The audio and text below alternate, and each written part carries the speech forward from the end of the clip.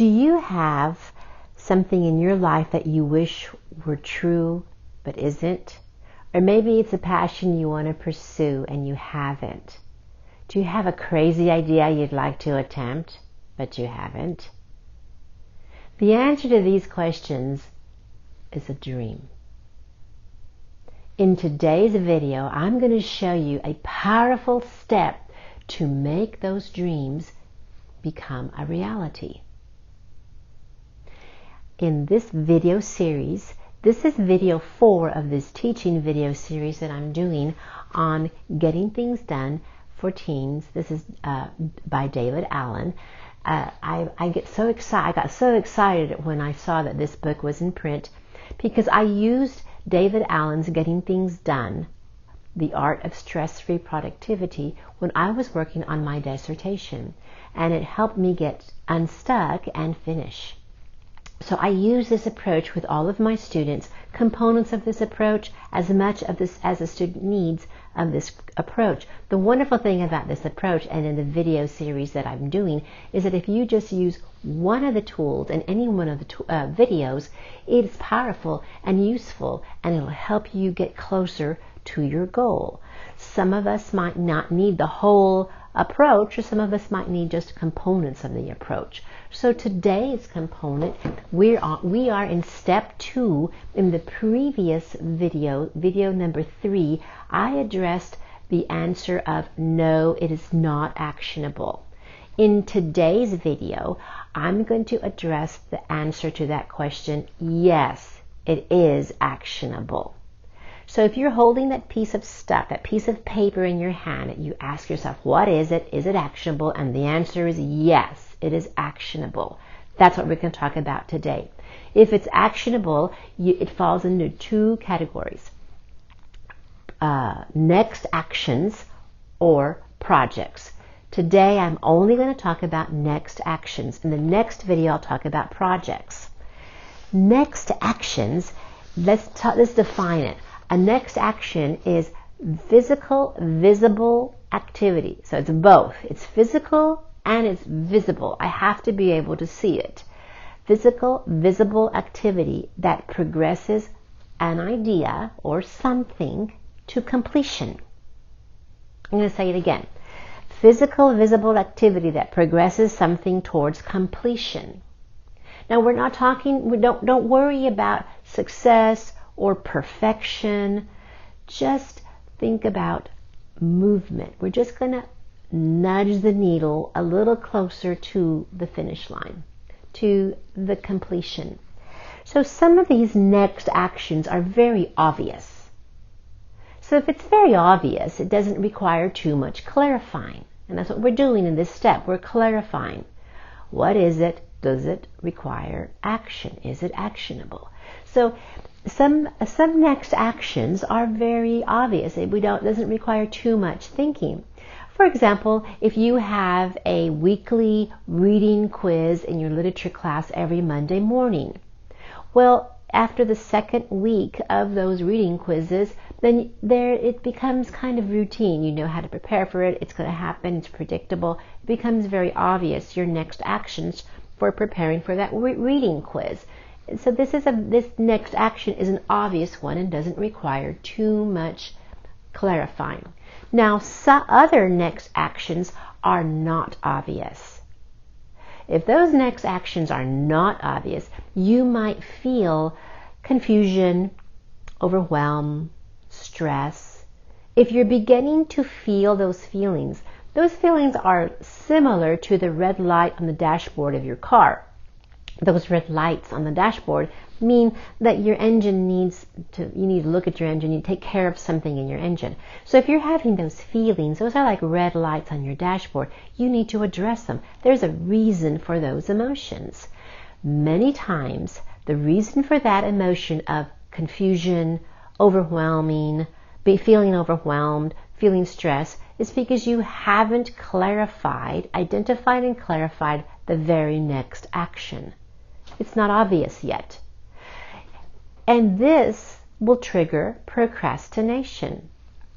This is the prevalent monster that beleaguers every one of my students at the college level. It's that procrastination monster. So if you are struggling with that procrastination monster, more than likely you have not identified clearly your next action. So let's talk about about the power of next. Anything that is any created thing, anything that is wonderful. Think of a wonderful song or a wonderful movie or just a wonderful invention. Anything that has been created began with a decision by someone of what the end product would look like, and then what would be the very next step towards completing that product or that art or that thing that you want to complete. So wonderful creations like movies, songs, or maybe even a paper or being ready for a final exam is a product, a result of a series of next action. When you can clarify and identify and clarify the very next action, then you do the next action, and then you do the next action. And a series of next actions produces a completed product, what you want to create or achieve. So this is the power of next, and this is the secret of overcoming procrastination. Now, this is not a to-do list. We're famous for doing to-do lists. So here's a to-do list that one of my students had. It was biology homework, the lab report, criminal justice interview, algebra homework. Well, that's a to-do list. But next actions are simple, they're clear, and they need very little thinking or very little effort to complete. So here's a better, I'm going to transform that to-do list into next actions. Download biology homework instructions. Answer questions, lab report 4. Call Officer Smith to request criminal justice interview. Complete practice problems on page 72. Next actions have an action verb. They're very specific and identify where, and specifically identify any tools that are needed. So next actions kind of remind me of a very well-written recipe. Like, for example, crack 3 eggs into a large mixing bowl. Stir with whisk until foamy. Very clear action verb, very clear specific tool and location. So your next actions have to be very simple and specific. So when you say study for criminal justice exam, that's not specific enough. And so you might procrastinate. You know you got an exam, but because you haven't specified and clarified and identified very next actions, the word study is too general. Now, once your next actions are crystal clear, they have an action verb, you know what tools to use, you know location, it does not require too much thinking to complete your next action. Then you look at your list and you ask yourself, is this something simple that won't take too long? Simple and won't take too long. This is when you find things that are simple and won't take too long, then you do it. This is called the 2-minute rule. If you don't get done those 2-minute rule items, then you're going to create a backlog, and that backlog is going to bog you down and bring you down and get discouraged, and you're going to feel stuck, and you're going to go, I don't know what to do next. You might feel bewildered and begin spiraling down.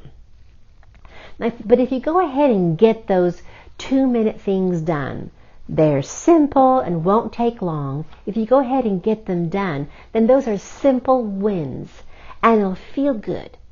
You'll feel good you'll feel accomplished and it generates energy to do the next one. So this is simple wins will close all those open loops in your mind and create space. You'll find energy, focus, alertness to get done other things like analytical type tasks for your other types of courses that you need to take, or application type tasks. So getting these simple things done first, it will clear up some space in your mind. Now, going back to your list of next actions, if it's going to take more than 2 minutes and it's a little more complicated, then we're going to map it out and track it for later. Now, this is not procrastination.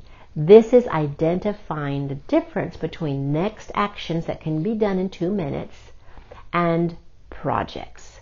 So if it's going to take more than 2 minutes and it's going to be a few more steps maybe, then we're going to label those projects and we'll take a look at those in the next video. So if you're liking what you're hearing in this video series on getting things done, please like me, give me some thumbs up, subscribe to my YouTube channel, look me up on Facebook, Ruth Bomar, Academic Coach. I'll be posting again on Sunday.